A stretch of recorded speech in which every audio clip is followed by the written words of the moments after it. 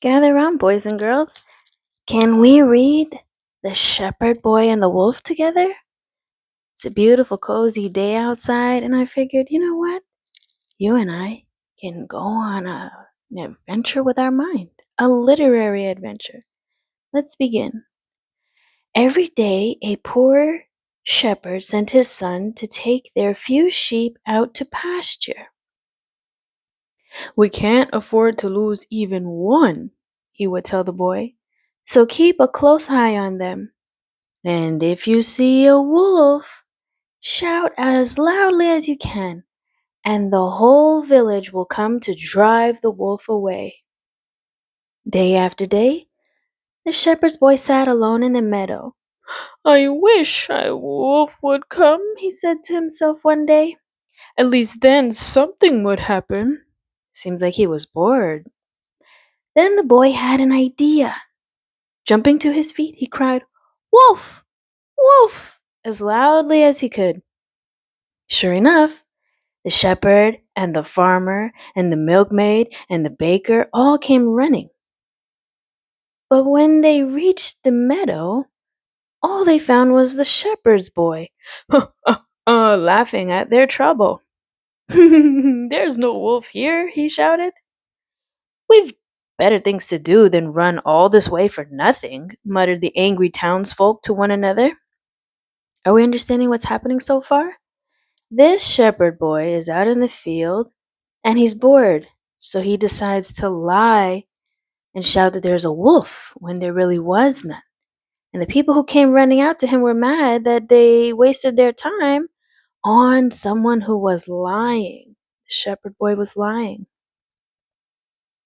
That night, the shepherd's boy promised his father he would never play such a trick again. But a few days later, as he was watching the sheep, the boy became restless again. Thinking of how how funny, thinking of how amusing his last trick had been, he drew in his breath and shouted, Wolf! Wolf! Again, all the villagers came running. But when they saw no wolf, they again grew angry. There was a wolf! I swear! The shepherd's boy insisted. Means forcefully trying to convincingly say. He's trying to make them believe his lie. Insisted. He ran away when he heard you coming.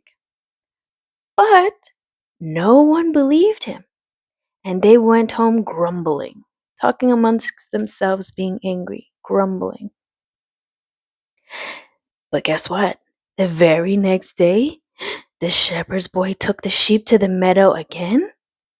But just as the sheep started to graze, meaning eating the grass, he saw a dark shape with glowing eyes lurking in the shadow of the trees.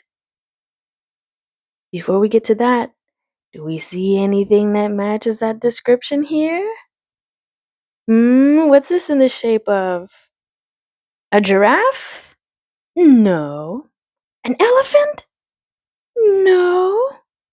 That looks something like, some kind of dog.